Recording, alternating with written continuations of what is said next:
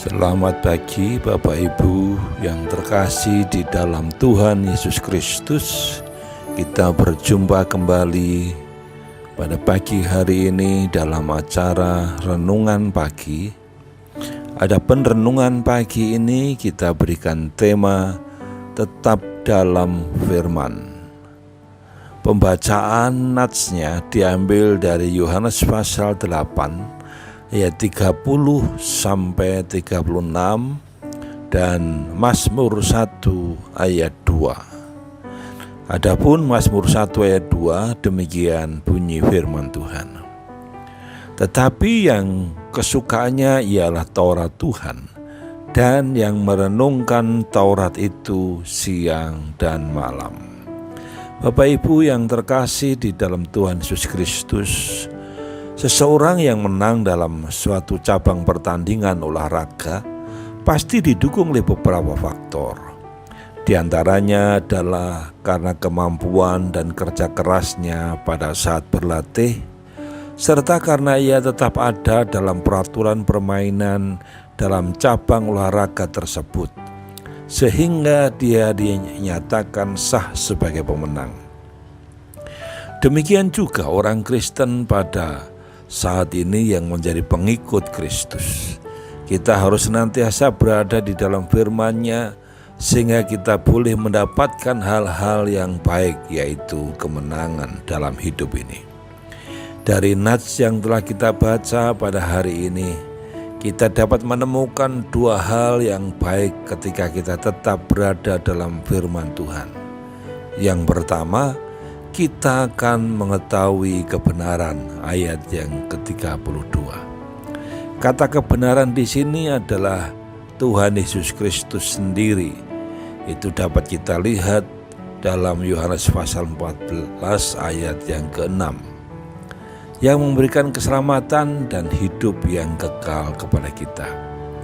Apakah ada hal terindah selain dari jaminan seperti itu? Kemudian yang kedua, kita akan mendapatkan kebebasan, ayat 32 dari pembacaan kita, yaitu Yohanes pasal yang ke-8 ini.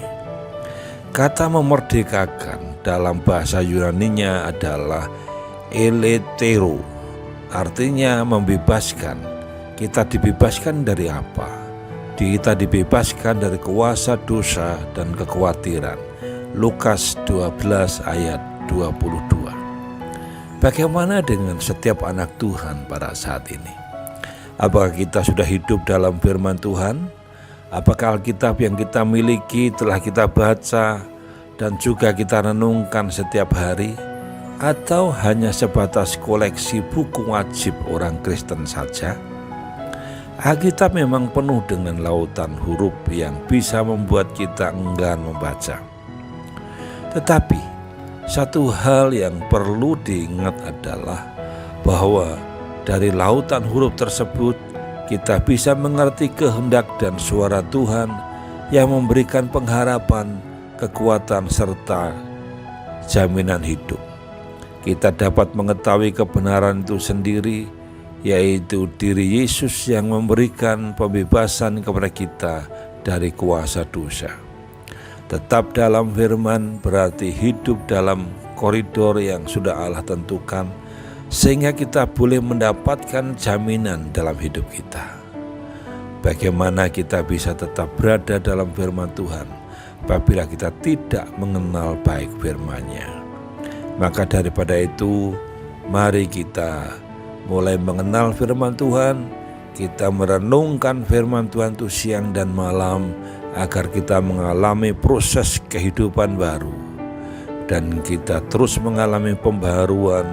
Kita bertobat, kita berbalik dari jalan kehidupan kita, dan ketika kita mendengar dan mengerti semua kebenaran, maka kebenaran itu akan memerdekakan kita, dan juga kita bisa sampaikan kepada orang yang belum mendengar agar mereka juga boleh dimerdekakan, sehingga mereka pun juga boleh menikmati keselamatan yang kita nikmati. Mari kita akan berdoa. Terima kasih Tuhan atas kemerdekaan yang Kau berikan kepada kami. Kami sudah dimerdekakan dari dosa dan kami mengalami kemenangan dalam hidup ini. Maka itu ajari kami agar kami terus mempertahankan kemenangan, bukan karena kami bisa dan mampu, tapi karena kasih karunia-Mu yang terus menolong kami untuk kami dapat bertahan dalam kemenangan di dalam Kristus. Kami serahkan aktivitas kami hari ini, Tuhan menolong berkati apa yang kami kerjakan. Dalam nama Tuhan Yesus kami menaikkan doa ini. Haleluya. Amin. Selamat beraktivitas. Mari kita terus junjung tinggi kebenarannya agar kita boleh berjalan dalam kemenangan. Haleluya. Amin.